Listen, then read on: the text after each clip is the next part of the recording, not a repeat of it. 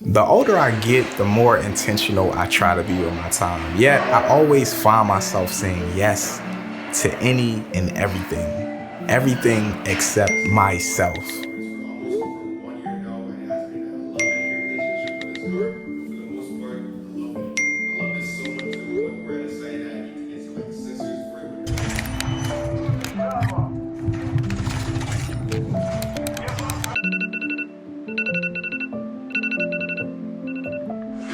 Sometimes I sit and I think, damn, why don't I go as hard for myself as I do for other people?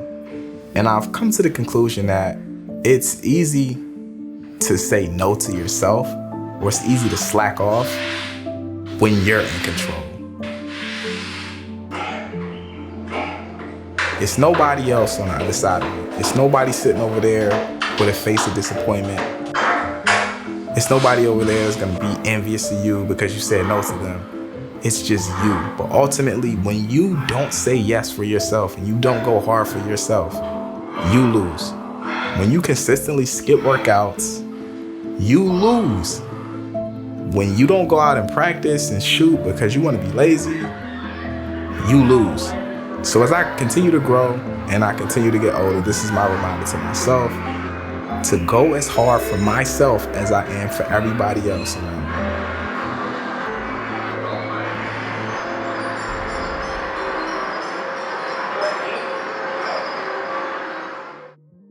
All of the shots that you saw in that short were shot on the vintage Vivitar 24mm f2.8 lens. And I gotta be completely honest, this lens really surprised me, but we'll talk about that in a second.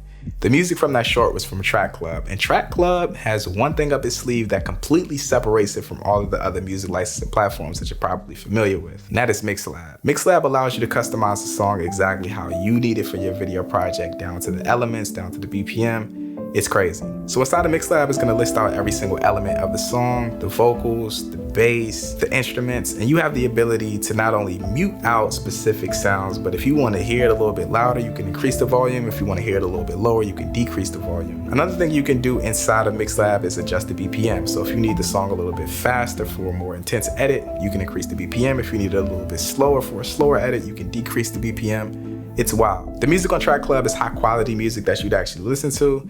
And they also have an automated clearance system that's gonna completely keep you away from copyright strikes, because we do not want those. If you're old school and you want the stems to completely customize the song in your editing program, you can do that as well. But Track Club is freaking dope and I highly recommend it. If you guys wanna try it out, it's gonna be a link down in the description. My link will give you 1 month free. Completely recommend it, man. The music on this platform is dope and it just fit this project so well. All right, so what is this lens? This is a vintage lens. It's a 24mm f2.8, and it's by Vivitar. This one that I have is a Canon FD mount, but this comes in an array of different other mounts. You can find these on eBay, aftermarket on Amazon, a bunch of other places online. KEH Camera has a bunch of these as well. And this is a cool lens. I've seen this go anywhere from $50 all the way up to $150, depending on whatever mount you need. And the adapter that I have for the current one that I'm using costs only 16 bucks. So you could potentially pick this up for like under $100. And as you can see, man, the results from it, freaking shocking, low key. I gotta be completely honest, man. I've only had experience using one other vintage lens, which was the Helios. I got that a while ago, tried it out for a YouTube video because I just liked the style of bokeh. And when I first got introduced to this Vivitar lens, I actually hated the results. We were out in LA a couple months ago and Nick decided to use this for some of the BTS shots for my vlog. And when I looked at it, the shots were completely washed out and soft, and I was like, dang, I actually hate the way this looks. So I was pleasantly surprised when I used it for these shots for this project, and I actually did like them. So let me talk about the things that I did really like about this lens. The first thing I really liked about this lens is how high the f-stop goes, low the f-stop goes. I realize I always say low, and when I say low, I mean down in the lower ranges of f2.8, but that doesn't really mean low. And when you want to talk about a low aperture, you gotta say high. I don't know, it's weird, but I love that the aperture goes down to a f2.8. For me, that's like a sweet spot. I have lenses that go down to f1.4, but I try not to actually go down that low because it's very hard to focus. So for me, I find that a f2.8 is just a sweet spot. It's good for low light. You can get some nice bokeh on it. I just like that aperture range. The next thing that I really liked about this lens was that the footage was actually pretty crispy. I like the characteristics of this lens a lot, which surprised me because when I first got introduced to it with our vlog stuff, I was like, I don't really like how washed out this is. I don't really like when lenses completely get washed out when a light source is coming into the lens or the lens is completely wide open. So I was a little skeptical, but when I used it at an f2.8, I didn't really run into a lot of those issues. And I wonder if that has to do with the sensor or what. I don't really know what, but I like the characteristics. It's crisp footage, but it's not super sharp and digital looking. Like when I compare this to my 24mm Sigma, it's not as sharp as the Sigma, but it's in a good space for me personally. I don't like when my stuff is super sharp. So I like the characteristics of this lens a lot. And I actually did enjoy the way it flared as well. And another thing that I really liked about this lens is that it focuses incredibly close. Like this is borderline macro. I don't know if this is a macro lens. It might actually be a macro lens, but when I tell you, you can literally get right up on the lens and still be able to focus.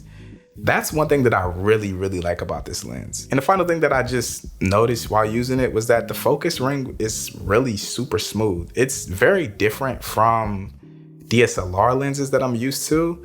It reminded me almost of like a cinema lens. Focus ring, super smooth. So those are the things that I like about this lens. The things that I did not like about this lens though, the first one is that the focus throw is incredibly short. So if you're shooting wide open on this lens, this can make it incredibly hard to focus sometimes. If you don't have focus peaking on, or you're looking through a small screen, it makes it difficult to focus because the focus throw is so short on this lens. I wish it was a little bit longer. And the next thing that I don't necessarily like about this lens is not really a problem when I'm behind the camera, but when I'm in front of the camera, sit down YouTube videos like this, not having autofocus. That's something that you got to keep in mind if you want to pick up a lens like this. It's not communicating with the camera at all. It's going to be no autofocus capabilities.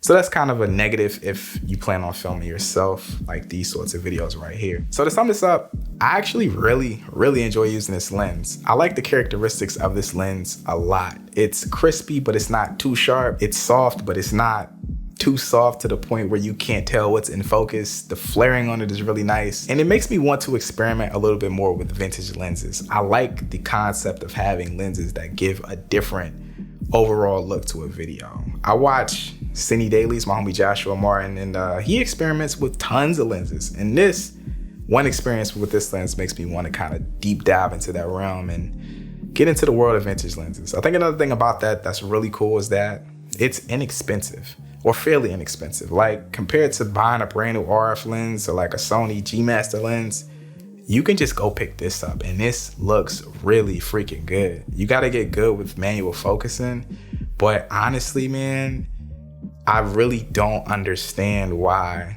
a lot of people don't purchase these lenses. They aren't autofocus capable.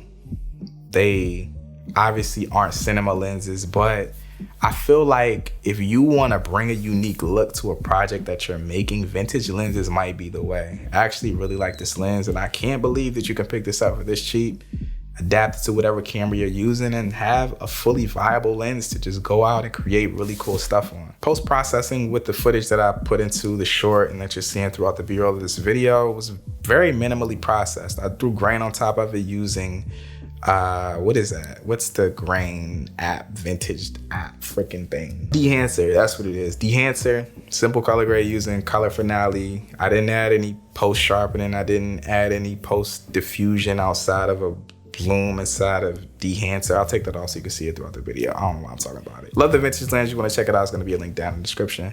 I'm out. Peace.